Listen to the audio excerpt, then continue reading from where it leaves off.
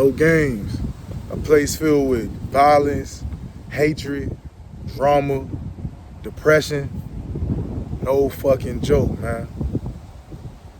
I remember like it was yesterday. I was 18 years old when I got off the bus. I spent 2 years in the county, but I got locked up at 16. So I sat there just waiting, man, until finally I got sentenced, and it was that time. 4 a.m. in the morning, man. I'm in the Hillsborough County Jail. The officer, deputy, with no consideration, just hit my bump. Nelson, get up, it's time to go. So I'm startled, I'm like, what the hell? But I knew it was close to that time, but I'm still like, dang, that's how you had to wake me up, bruh? But anyway, it's 4 in the morning, brush my teeth and stuff, pack my stuff, said bye to the dogs I built a little relationship in there with, and it was all to the races, bruh. It was like a 45-minute drive, right? Because at first, see, when you first go to prison, right, they got what you call reception centers. And we got 3 of them in the state of Florida. You got South Bay, that's for the people that's from like Miami, Lauderdale, Palm Beach, down south area. They usually go there. Then you got Orlando, OCI, which is people like me, people from Tampa, Polk County, St. Pete, Orlando, they go there for reception. And then you got, and that's in the Central Florida, and then you got North Florida, which is Lake Butler. That's where people like Jacksonville, Tallahassee, the northern panhandle part of Florida, they go there to, get intake, get their number and all that good stuff, right? So we go to Orlando. I'm tired, you feel what I'm saying? But I'm kind of excited too, because I'm looking forward to this new journey. I heard good things, I heard bad things, so I was just anticipating on seeing for myself. But yeah, man, so we riding. So all I see is pitch black dark. But remind you, it was like 4 o'clock. I get on the bus, it's like 4:45, so it's still dark outside. So we end up going to Orlando, OCI. And we were just in the garage. So I'm thinking we about to get out. I'm like, okay, this is it. That wasn't it though. Orlando was full. They couldn't take our bus load. So now we had to go to Lake Butler. So we had to go to North Florida. So that's like 2-3 hour drive from where I was at. So we're on our way to Lake Butler, man. I'm in there now. I'm like, damn. I thought, I was going to OCI because I was looking forward to it, because I knew a lot of people that did time with me in the county. They was at OCI. Like I say, that's Tampa's home base. But now they taking me outside my home base. So now I'm like a little nervous, So they take me to Lake Butler. I get off the bus to Lake Butler. Bro, the air was different, bro. I'm talking about, bro, prior to going to prison, I didn't even heard of this town in Florida. I didn't even know it existed, bro. But it was like Rosewood, bro, like very rural, country, redneck town, bro. I'm talking about, bro, I was scared, bro. I'm talking about the air was different, the trees. I'm surprised, man, I ain't seen no nooses hanging on the damn tree, bro. It was like that. For real, man. So I get off the bus, I'm shackled up and waist down. I'm like towards like the end, so I'm seeing people, get off the bus. Bro, the guards there mean, nasty, ain't even playing. I'm talking about, bro, you look at them a certain way, they gut checking you, bam, hitting you in your stomach. Like, real deal, bro, like real nasty type shit. You know what I'm saying? So, I'm like, damn, man, like, I'm hours away from home. I don't think I'm gonna know somebody here. Mama can't save me, family can't save me. I'm all alone, bro, in the rural area, you know what I mean? So it was my time to get off the bus. Fortunately, ain't nobody put their hands on me. But they had us like in this little garage, man. It was about 150 inmates, bro. Dog, they made us all get butt-ass naked, man. Everybody ass naked, you coughing. I'm talking about, and they was so nasty, bro. They'll make you spread your cheeks and cough. And them same hands that you just touch your ass cheeks, put your fingers in your mouth to make sure you ain't got no contraband or raisins and stuff like that. Yeah, bro, just nasty, bro. I'm talking about, dog. And if you act like you ain't want to do it, bro, you getting chastised. They putting their hands on you, or they gonna humiliate you. They do something called a dead roach. When they make you they make you lay on the ground like a roach, and you gotta, do this with your legs and your arms, like humiliating, bro, just for no reason. Man, listen, bro. I watched them make a man do 50 push-ups straight, butt-ass naked, because he didn't hear his name. He didn't hear his name. Bro, it was just crazy, bro. Like, I ain't never been around this many swinging dicks and naked men in my life, bro. And it's like, bro, I was like, whoa, what is this, bro? Like, what did I get myself into? So, we go to intake. Now, we go to the classification process. This is where you get your DC number. You know, they put you in the system. They classify your housing level, like you're gonna be maximum, mid, low, all that good stuff. Because my charges, I was high. I was a high level, And man, I go in there, man. I had the waves, bro. I had my waves, my dogs spinning. In the county I'm brushing, I had a do-rag, bro, all that shit off. Bro, prison, you getting a bald head. I'm talking about, bro. And I ain't talking about no fresh, clean bald head. I'm talking about the bald head, bro, where they go against the grain, they leave like a little streak of hair, and you still can see like the engrave of your waves, but they ain't nothing there, but you can tell they was there. Like, humiliating, bro. I'm talking about, bro, you gotta take a shower. You gotta take a shower, bro, but no rag. They tell you to get in the shower, and they give you this thin-ass, little-ass piece of bar soap, bro, after you get out the shower. Make it work. Water ain't hot. I'm talking about, bro, just awful, bro. And then you hungry. You know what I'm saying? You gotta wait till you get in population and eat something. And so finally, when it was all over with, got through the classification part, I got assigned to my dorm. Now, mind you, I was 18. So, DOC, they still classify you a minor, a kid, if you under 25. So due to the fact I was under 25, they sent me to a JIT dorm. So I was in the JIT dorm. Now, you know how youngins, man, if anybody have been in, JIT dorms, knowing how like youthful prisons can be, man, very violent, man, because we don't have no sense. We don't have no sense of the consequences of our actions, and we feel like, fuck the world. You get what I'm saying? So it was that type of environment. So they sent me to L dorm at Lake Butler. Now, another thing I forgot to tell you about Lake Butler, bro. Lake Butler was notoriously known for killing inmates, bro. Like they had this notorious deputy there, man. His name was K. Wang Slim. Bro, anybody that's from Florida that been through Lake Butler, man, you know the history about K. Wang Slim, bro. They say K. Wang Slim, bro, used to just murder people, bro. They get you in K-dorm in that box, bro, and they just do you in, bro. Like just treat you like a rag doll, bro. And that got to me, man. I was scared for my life, bro, because it's like you by yourself. You really don't have no, man, bro. All that, bro. Prison, you have no rights. All that, man, bro. I don't give a damn what nobody tell you, bro. Prison, you don't have no rights. In the free world, you do. The Bill of Rights do not apply in prison. It's a whole nother culture, a whole nother atmosphere, bro. Like, real talk. But anyway, I'm in L dorm. So I already got words from the dogs back in the county, like, hey, man, when you go to prison, I'm gonna take you to the JIT dorm, just be prepared to fight. All for it. Don't even make your bed, bro. Just keep your shoes on and just anticipate some action, because it's going down. So I had a few home team. Now, home team is what we call somebody that's from your city.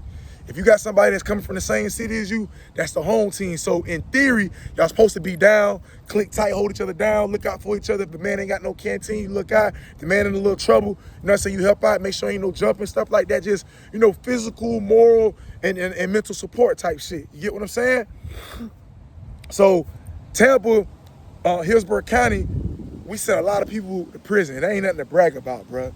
You got Hillsborough, Broward, Dade, Duval, bro, in Orange County, sent a lot of people up that road. So most likely, it's going to be a pretty significant portion of a population coming from those counties, no matter what prison you go, on the broad spectrum, give or take, right?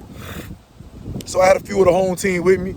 So I'm looking at everybody else, seeing, just peeping their energy, you know what I mean, using my emotional intelligence. Before I even knew what emotional intelligence was, I'm just being socially aware, recognizing certain facial expressions and body language of other people to identify if they feeling the same way I'm feeling.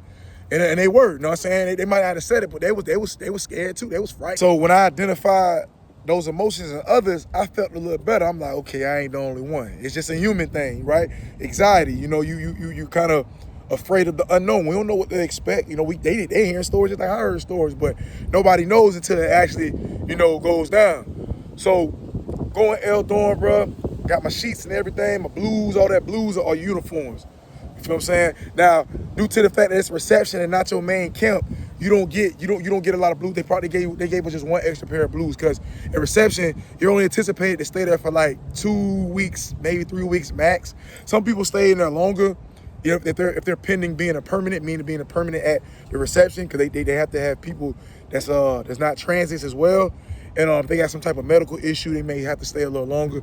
But usually everybody transitioning out only there for like 2-3 weeks max, right?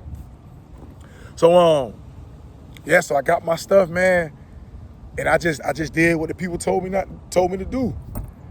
I ain't even make up my bed. I was waiting. And I'm looking at everybody crazy. Even the home team, people that came in the dorm, because I don't know what nobody on. Like for like 30 minutes, I ain't make up my bed. I'm in a mean mugging. Feel what I'm saying? Arms crossed, just ready for it to go down. And it was ironic because one of the home teams that was there with me, or no, he came like a couple days after me. We had a little beef in the county. But, you know, we go to prison, man, with the home team, all that beef in the county, man, that go out the window because now it's about the city, man. It's this city versus this city. I'm just being straight up, bro. It was city versus city. You know what I'm saying? So we put that to the side. But, yeah, when I first went in there, man, arms crossed, I was ready to go. I'm ready. You know what I'm saying? But fortunately, ain't nothing happened. You know, and I can honestly say, you know, it was a little few fights here and there, but the reception center was all right. It wasn't that bad, man. But when I got to my main camp, man, that's when it got real. I went in 2008. I got shipped to Mayo CI in Mayo, Florida. Mayo was known, man, one of them real treacherous camps, man. Whole lot of gang banging, whole lot of homosexual activity, just a lot of drama, people really getting killed, man. A lot of violence going on, right? So I'm hearing stories about that. So when I'm on the bus coming from Lake Butler to Mayo, it's a little story. It's a little myth, but a little truth to it. If you see a honey bun or a Snicker bar on your pillow, throw it out. Throw it out, or you can eat it. But if you eat it, just be prepared for war, right? So I'm like, man, what the hell? So I got off the bus. It wasn't as bad getting off the bus at Mayo than Lake Butler. But I got off the bus, man. I waited, got processed and everything. Bruh, tell me why. Cause I was in Lake Butler, I was in the JIT dorm. They ain't sending me, they ain't put me in no JIT dorm. At Mayo, man, they put me in an all-adult dorm, bruh. And the significant thing about it, what was crazy, I had 15 years, fresh. They put me in a dorm where 70% of the population had life. So in a dorm, it was an A dorm, it was a butterfly wing. And they called it butterfly because it had 4 wings. It was like a square shape with 2 wings in the back, 2 wings in the front. And but the whole population, the whole dormitory probably accommodated 300 people. I'm gonna say 250 had life. This is crazy, bro. So now I'm freaking out, like, man, where they got me at, man? What the hell? You know what I'm saying?